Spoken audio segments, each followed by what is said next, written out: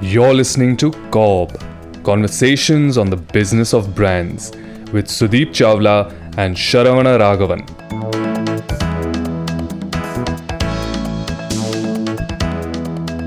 I think it's about time we got into a little bit of flashback today.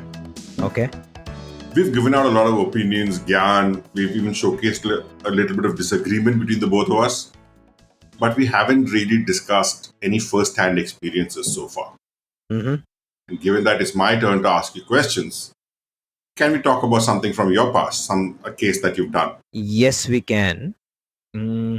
So what we can do, Sharon, is in one of the previous episodes we spoke about please measure whatever you treasure. Right. So there is a case study that I usually refer to from my past experience from 2012, where I worked on this rebranding of a popular brand, Cadbury Dairy Milk Eclairs, into Cadbury Choclairs. So that is something that we can talk about. Sure, but even before we start, can I ask you, why would you rebrand it? Why was the rebrand required for you? So the reason to rebrand were actually two. The first one was that since the time Cadbury was bought over by its multinational parent, one of their efforts was to harmonize all the brands across the globe. And they wanted to make sure that consumers, regardless of whichever geography they were based in, they should get a uniform and consistent brand experience, uh, across the world. So therefore, they wanted the brands to be named as well as formulated in similar manner, so that if anybody eats an eclairs in UK or South Africa or China in India, they should get the same. They should get same or similar experience. So Okay. that is where it was coming from, and this brand was actually called Choclairs in China, where it was, which was the one of the biggest geographies in the world for Choclairs.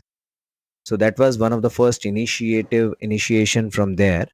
The second was that while Cadbury had had this brand since 90s, we had not actually trademarked this brand. So therefore, Eclairs, as you might know, is a bakery format. Right. Yeah. So we had not trademarked it. So therefore, by my last count, we had some 30 plus unbranded as well as branded eclairs in the market. Wow. Yeah. And from all sorts of players. So Parley, Perfetti, any and every. Right. I think every brand has an eclairs in the candy Yes, segment. yes, and and the brandless eclairs are dime a dozen. So therefore, we also thought that whatever we were doing to create category, to advertise, etc., was actually helping a lot of the other players in the category. So therefore, we also thought that it was an opportunity to possibly rebrand ourselves and make sure and insulate ourselves from the from the other efforts within the category. And hence, for these two reasons, we decided to rebrand. Awesome. So, given that you already decided to rebrand, and it wasn't necessarily, what do you say, a brand refresh that was being triggered by the market.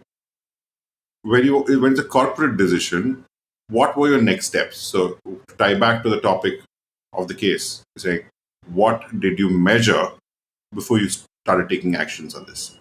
So one of the things that we decided, Sharon, was that since we wanted to rebrand, just the fact that we are rebranding possibly wouldn't have been a news enough for consumers. Right. So therefore, within the India team, we decided that we wanted to make it a rewarding experience for the consumers. Once we said that we wanted it to be a rewarding experience, one of the first levers for us was to see if we can improve the product. Yeah.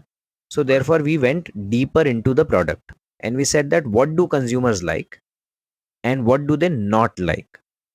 So what they liked was that the taste of the chocolate inside. That is something that consumers uniformly like about eclairs and now Choclairs. Most of them also believed that it was Cadbury Dairy Milk, which it wasn't. but it still was quite tasty. Number two, people liked the burst of the chocolate. The fact that you chew through the caramel and suddenly the chocolate bursts out. Yeah, and we had done campaigns in the past to showcase that burst, chocolate ka meetha bomb. And the third thing that people liked was the engaging caramel shell.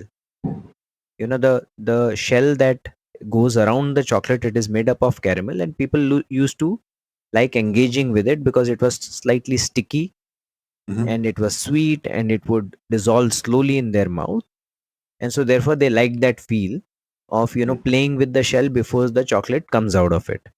And nobody knew the exact amount of pressure that you needed to put onto the caramel to get the chocolate out, and that was the delight every time they had it. What did they not like? Now, what did they not like was, one of the first thing was stickiness of the caramel. Okay. Now the same But thing I which thought used that's to, what they were playing around with. yeah, so that was the dichotomy of it. Hmm. Number one, caramel was like unwrapping the pot of gold. The pot of gold was the chocolate inside, and the caramel was the wrapping around it. So they liked the process of unwrapping. But Hmm. during that process, if the caramel used to stick inside their teeth, that is something which made the process more slightly unpleasant. Right. Yeah. And this caramel was quite sticky. Right. So much so that people who used to get their root canal done and kids who had slightly weaker teeth, they were specifically advised by dentists that please don't eat eclairs. Right. Yeah. So therefore, dentists were one of those people who were our category inhibitors, if I may call them that. Yeah. Of course. Yeah. And the second thing that the consumers didn't like was the small size of the candy.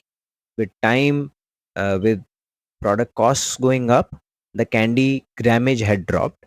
In fact, when I had joined the company, each candy was about 5.4 gram. Okay. By the time I exited the brand, we were talking about bringing it down to about 4 gram, 4 or 3.8 gram. Wow. So within that, what, about 6 years or so, the Hmm. candy had lost roughly about 40%, or rather 30% of its weight. Right. So that is something which the consumers didn't like. Mm. Yeah. So therefore, one, we went to the product truth. What do people like? What do they not like? Then, Sharan, we started making choices. Okay. And between the choices were clear that you delight a consumer by either accentuating what they like or removing what they don't like. This is where my first testing or my first set of data came in handy. Cadbury had what they call as brand track. Right. Yeah, you would remember. And Hmm. brand track had measures from consumers every month. And those measures were at three levels. They were at salience level, they were at mind measure level, and they were at behavior level. Which means that we knew how salient our brand was, how much was the consumer recalling our brand in an aided or unaided manner. We also knew from mind measure side what are the key associations our brands have. And number three, from a behavior side, we also knew that what was the intention to purchase and what was the claimed purchase behavior the last time they went to the market. Right. So Yeah. we had brand salience, we Mm-hmm. had mind measures, Mm-hmm. and we had behavior, where Correct. we said what did they claim and what did they actually do in the market when they were buying. Actually means again same thing. So they would possibly tell you what is my intention to purchase the next time I go to the market, and they will tell you which was the ITP, and then they tell you what did I buy when the last time I went, which is again claimed, which we used to call as operational share or op share.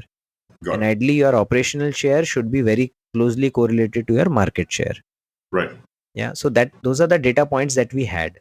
Hmm. Now, by cross correlation, we could find that whenever an R association with, for example, burst of chocolate went up, did the sale go up or not?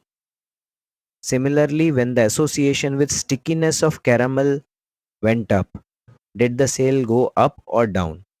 Yeah. In the So mind therefore, you, measures, you mean? yeah.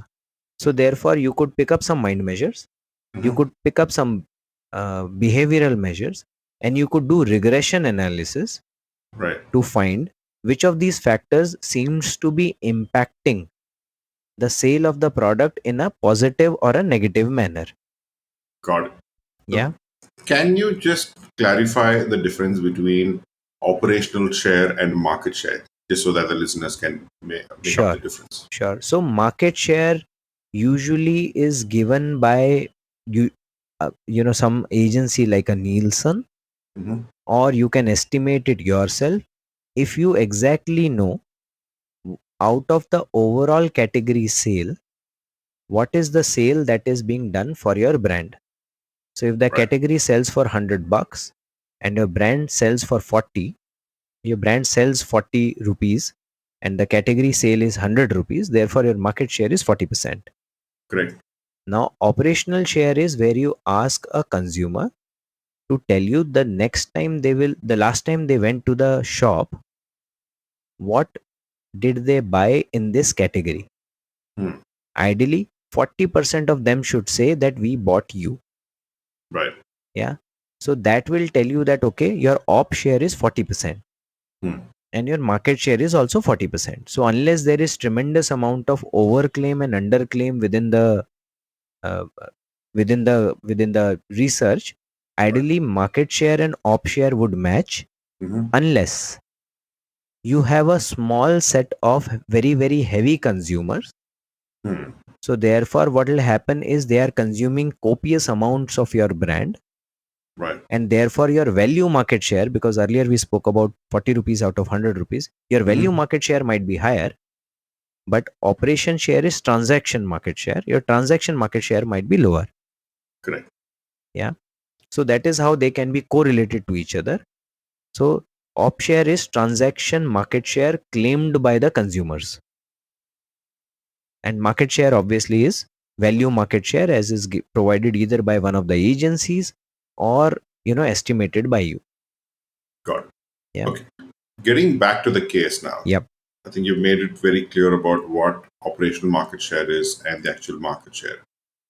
Now, if we were to get back to the case, I get you wanted to amplify the good and reduce or negate the negative experiences consumers were having with dairy milk eclairs. So, what was the plan of action? Hmm. So therefore we said we will be able to do only one of those. Either we can amplify the good or we can remove the barrier. We might not be able to do both. Now, Sharon, when I spoke to you earlier, I said there are 5 things. 3 of them are liked by consumer, 2 of them are not liked by consumers. Right. Now I'll take you back there. The 3 that were liked was taste of chocolate inside, burst of chocolate, and the engaging caramel shell. Out of these 3, the bottom 2, which is burst of chocolate and engaging caramel shell, are both related to caramel. What consumer didn't like, there were 2 things: stickiness of caramel and small size of candy. Again, stickiness of caramel is again related to caramel. So if you look at it, out of 5 things, 3 are actually related to caramel just by visual observation. Yeah. Now we went back to our brand track scores and we said, let us do regression analysis. And the analysis that we used was something called Jacquard similarity analysis. Okay. So our viewers can look it up on internet. It is a type of regression analysis which gives you a coefficient, and that coefficient tells you what is the proximity of correlation between the 2 variables that you are studying. Okay. So one variable was caramel is sticky, and the second variable was intention to purchase. Yeah, we of course ran it against the size of candy as well, Hmm. but the Jacquard analysis told us that the proximity of relationship between stickiness of caramel and intention to purchase is very close. The more you make it sticky, the intention to purchase drops. Yeah, so therefore we said, okay, we have found our solution, which is we have to treat the stickiness of caramel. Yeah, so therefore Jacquard similarity analysis told us this. Brilliant. I think that's a very, very while the name can sound a little intimidating, We'll leave the links in the show notes so that people can actually look up what JCAD analysis is. But I think Yeah. it's very commonsensical that how you had these 5 points attributed 3 of those 5 to caramel. And within that, how you manage to link up or look at the correlation between the different aspects of what caramel is doing within eclairs and then decide to take action. You're listening to COB, Conversations on the Business of Brands. Your hosts are Sudeep Chawla, marketing practitioner, business leader, and educator to advertising and marketing professionals, and Sharavana Raghavan of Vitril Innovations, consultants to consumer-facing brands and businesses. For more information, go to copcast.net. If you find this podcast helpful, please help us by telling your friends and rating us.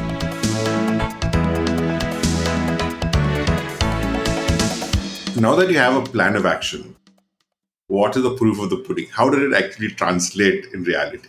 What were the measures you tracked for this? So this was the most interesting one actually, Sharan. Mm-hmm. So now you know you want to reduce the stickiness of caramel. Mm-hmm. You also know that you are going to change the name of the candy. Right.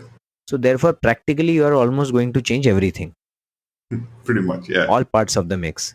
Yeah. And therefore, we had a lot of fun. Number one, we obviously spoke to the R&D team and gave them a product brief where we wanted the same or better release of chocolate. We wanted same or better taste of chocolate, yet we wanted the stickiness to be lesser. And this was tricky because stickiness came from caramel hardness. And if you reduced caramel hardness, the stickiness would go down, but the burst of chocolate would also suffer. The burst will not be as prominent, it will just slightly ooze out. So therefore you had to get the level right. So R&D team was working on this and they gave us certain options. Now with those options, Sharan, we were clear that in our core geographies like Maharashtra and Gujarat, we wanted to make sure that we win against our original eclairs. Okay. And in our competition geographies, for example, a Coimbatore or a Madurai, we wanted to win against our next competitor, which is Candyman Eclairs. So therefore, what we did was we undertook quantitative research first with the product, where we said that let us compare this against original eclairs, let us compare this against competition eclairs in relevant geographies. And what did we compare them on? We compared them on stickiness of caramel, release of chocolate or burst of chocolate, softness of caramel, and overall liking for the toffee. And that is how we measured, very simply. And it was a blind test, so they didn't know what toffee were they eating when. Needless to say, because we went ahead with it, our new formulation scored very well against previous eclairs as well as against the competition. So this was the first test that we did. It was a quantitative blind product test with core consumers and competition consumers. So while this was kicked off, we started on the second thing. Second thing is to visualize how is your brand going to get sold. There are two parts of my brand, what would I call as livery or packaging, which become very, very critical. One is the wrapper of the product, and number two is the design on the jar or the pouch, because finally Okay. it is going to be the jar or the pouch which is going to sit on the shelf and going to make itself visible to the consumers. Right. The jar will sit in traditional retail stores.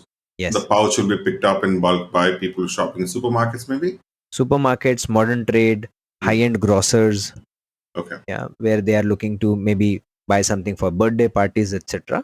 For singular consumptions, where in a pawn shop or a smaller shop, that is where the jar sits. Got it. Now, before we got there, Sharan, we were clear that we had to, write Choclairs on the product. That was sure.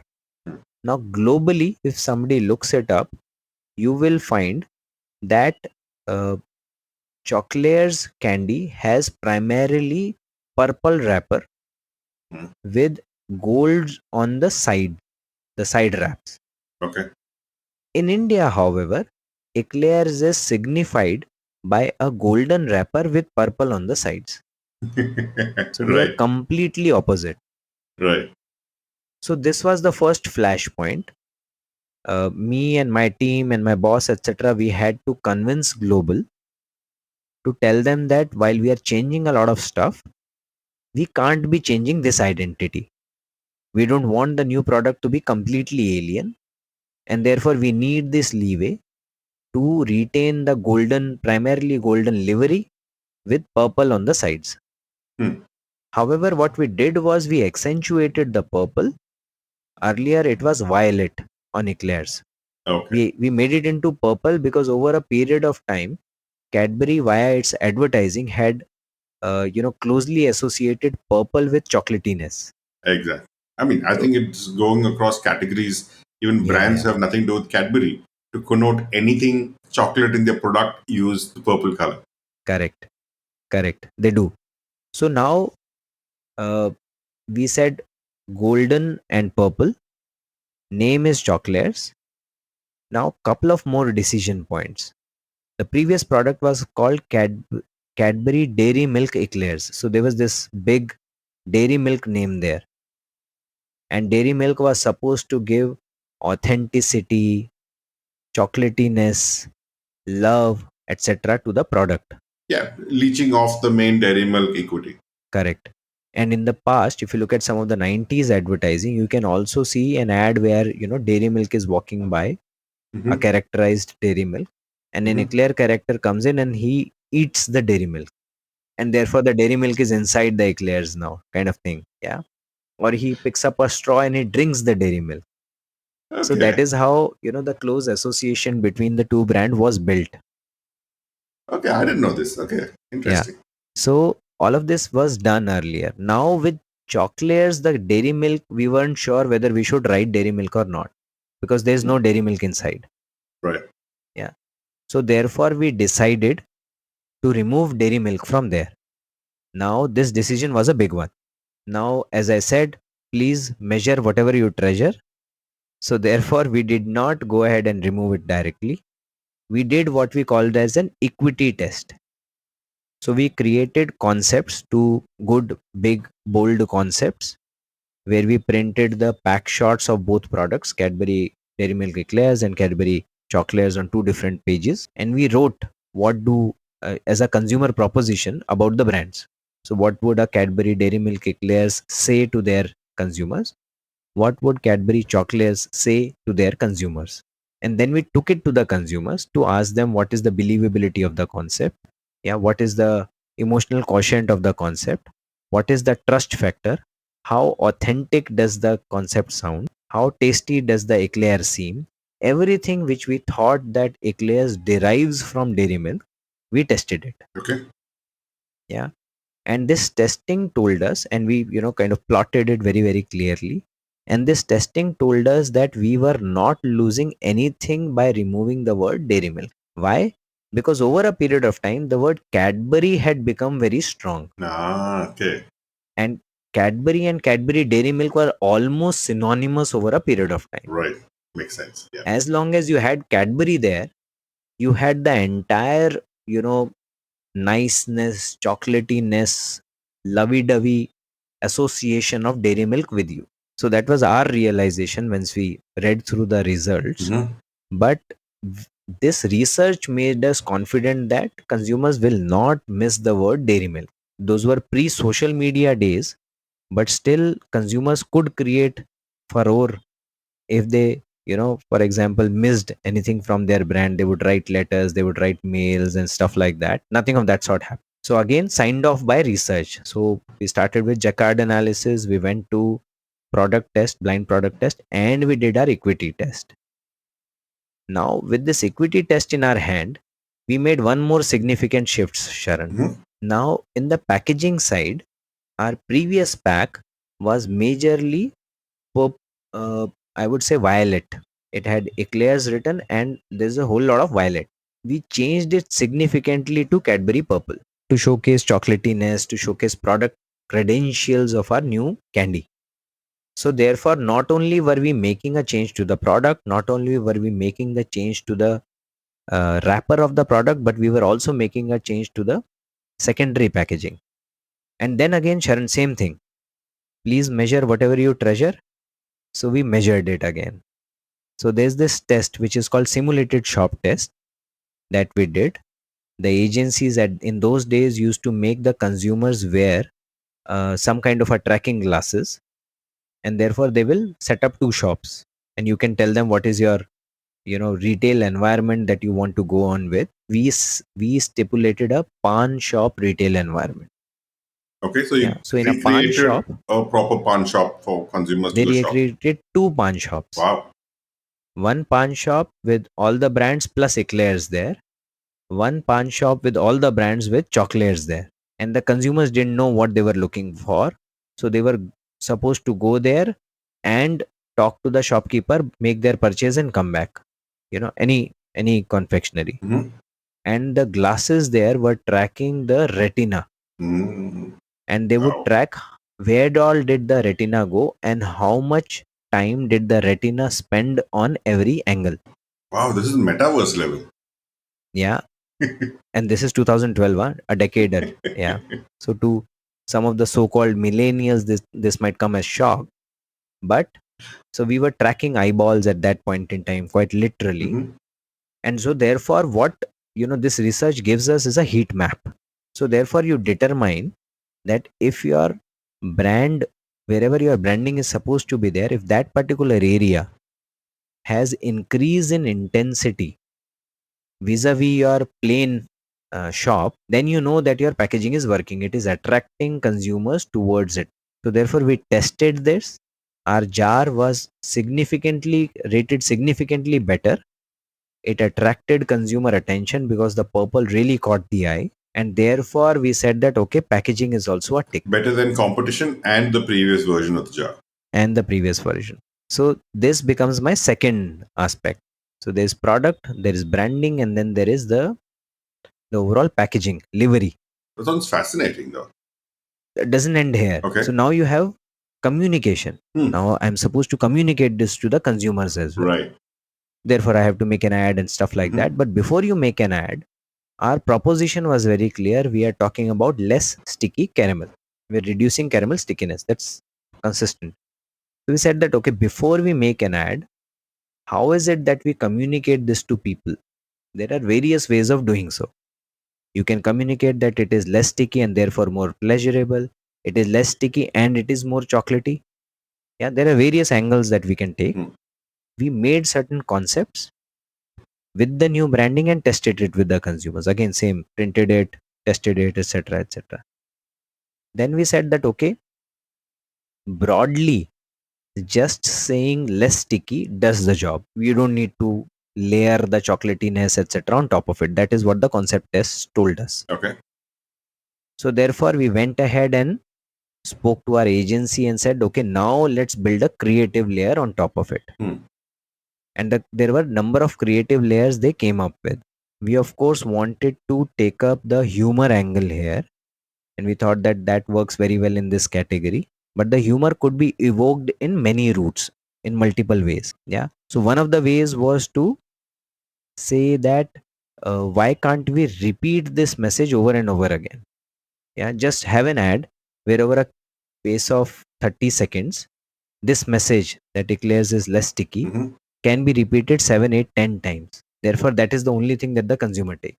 The other one was, can we do a smart elec communication of it? Something like what Fevicol does. Fevicol makes everything stick. Caramel makes everything unstick. So there was the unstick route. Yeah. Yeah. So we made two animatics. And animatics is a 2D animation that you make with whatever best creativity you have. Right. And then we went and tested it. So therefore, two pieces of testing happened within consumers. First, the concept test, and second, basis the result of the concept, we made animatics and we tested them. And therefore, your repetition route, really ticked all boxes. And therefore, that is what we went ahead with when we aired our communication.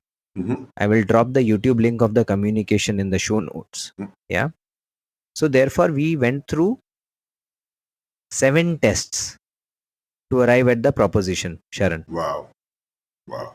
First was Jacquard analysis. Second was the blind product test. Third was the equity loss test. Fourth was the simulated shop test. Fifth was the you know branded concept test. Sixth was enigmatic testing.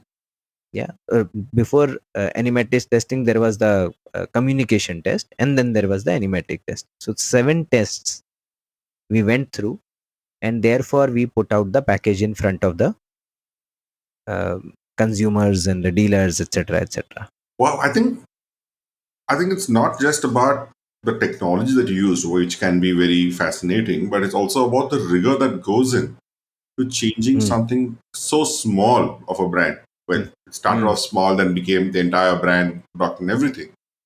But it's amazing how much research has gone into this. Yeah. But if we were to do this for a startup, which is primarily Mm, the audience we're talking to, this does not seem remotely viable for a startup to do because mm. there's so much research. I assume there's so much expense attributed to it as well. Yeah. So, what can a startup do in their endeavor to test something before they actually hit the market? So it's not just expense, Sharon. Hmm. This exercise also was a year worth of exercise. Yeah. So for a startup, I think money as well as speed to market both are very critical. So therefore, this has to be understood in the right context. When I took over the brand was already 300 crores. Yeah. So to relaunch a 300 crore brand, you have a significant responsibility on your shoulders. Now, from a startup point of view, there are 2 or 3 things that I'll say to them. Number one is, what you should take away from the example is that building your consumer and shopper proposition is very important. So if you have excellent feel for the consumers, you will be able to build it very well, and you don't need to do a lot of formal testing like I did for Eclairs. Like I had said in my previous podcast of please measure whatever you treasure, Hmm. you can take Darshan Patel's example and go meet the consumers yourself.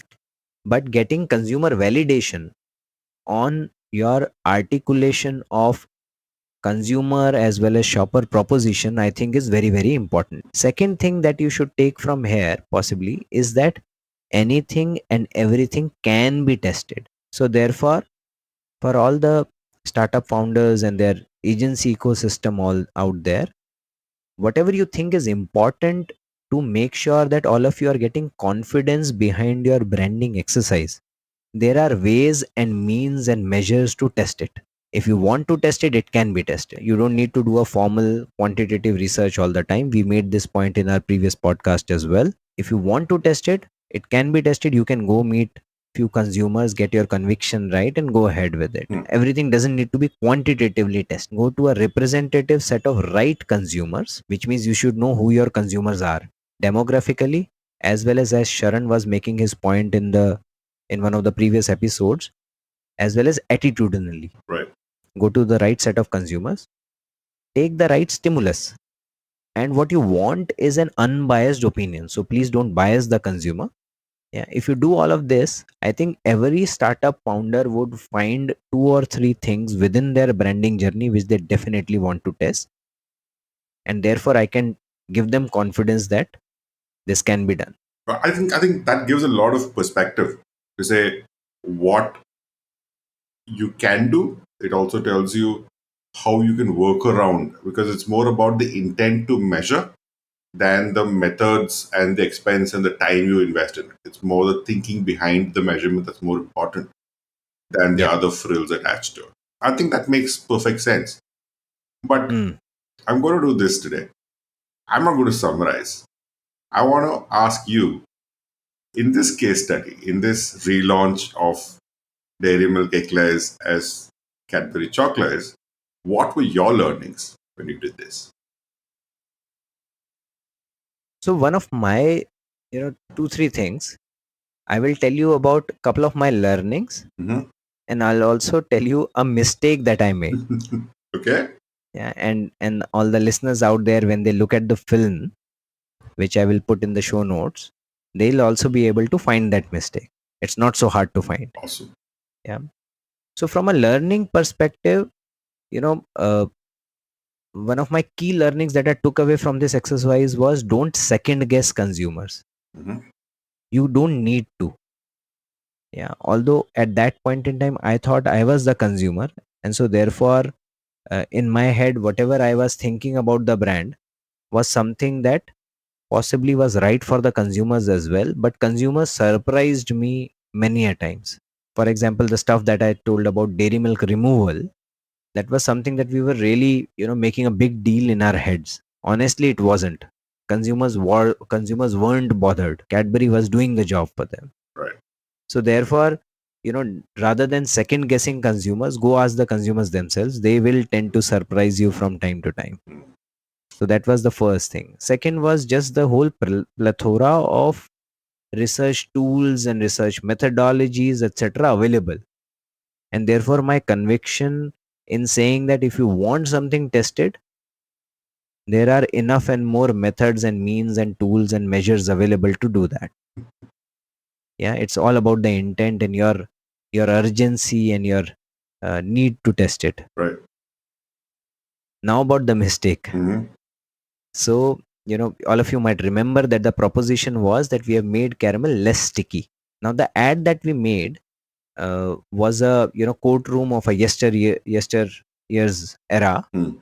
where there is a hearing being done, and there is this villain who is sitting amongst the audience and is kind of intimidating all the witnesses who are standing in the witness box, and the only dialogue that is being spoken about, and so therefore there's this barrister who starts the ad Mm. and says, "Milord, मेरे काबिल दोस्त ये कहना चाहते हैं, Cadbury eclairs बन गया है कैडबरी चॉकलेट्स और अब ये चिपकता नहीं है." So the milord looks towards the witness and the witness says, "Milord, Cadbury eclairs बन गया है कैडबरी चॉकलेट्स और ये चिपकता नहीं है." So the every dialogue there, in all seriousness, is being said, and this is what is being repeated. And even the typist, the stenographer of the court, is also typing the same thing. Cadbury Eclairs ban gaya Cadbury Choclairs और ये चिपकता नहीं Mm. है. And all of this is happening. So therefore, we really went gangbusters on the repetition route. I think there are about 12 or 13 repetitions in the ad. So by the time you end the ad, this is what is coming out of your ears and nose and every other orifice. So the mistake that we made in our enthusiasm was we said that Cadbury Eclairs ban gaya Cadbury Choclairs और ये चिपकता नहीं है. Mm. While the message was it has become less sticky, we made it non-sticky in our communication. Mm. So we were clear what we wanted to say, but in our enthusiasm in creating a simpler communication and making it more effective, etc., we ended up giving the wrong proposition to the consumer. Yeah, so that's a mistake that can happen despite doing 7 researches and all of that. So as they say in Hindi, "Savdhani hati durgatna ghati." So you have to be careful with all of these things, and whoever is the marketing guy there has to maintain his or her sanity throughout the process to make sure that you don't make such mistakes. I think that's a brilliant point, because objectivity is something marketers can pride ourselves on, but very subconsciously lose it. And I think the point you made earlier, as marketers or brand managers, I think it's important to realize that we are not necessarily our target consumers. And I think Hmm. that is what is the first delusion of objectivity for any marketer. And I mean, while we can say it, I think all of us are guilty of thinking on behalf of the customers or the consumers. And I think that is also a very, very vital point in saying why we need to measure and why we need to be very objective about the decisions we're making on the brand that we're working on. Yeah, yeah. I think that's brilliant, Sudeep. I think you've gone into the qual, and how you keep the consumer in context all through when making even the most smallest or the biggest decisions on the brand, and not necessarily leaving it to an office debate to decide.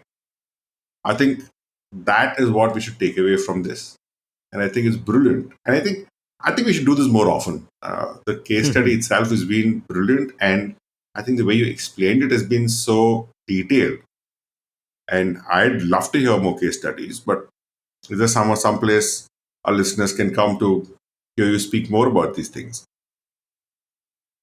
So okay, so I teach couple of courses with this startup called Growth School. Mm-hmm.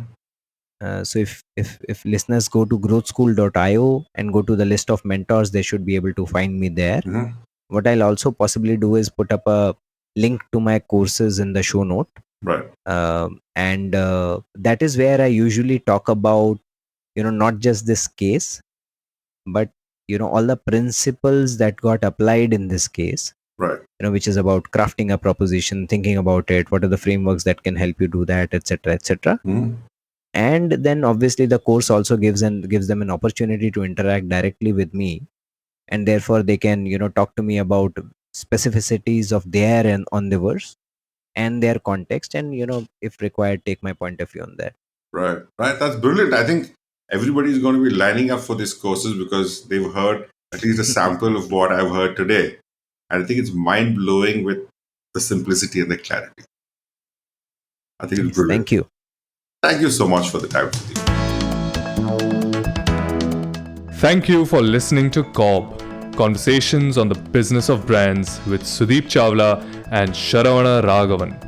Subscribe and learn more at cobcast.net. That's COBBCAST.net.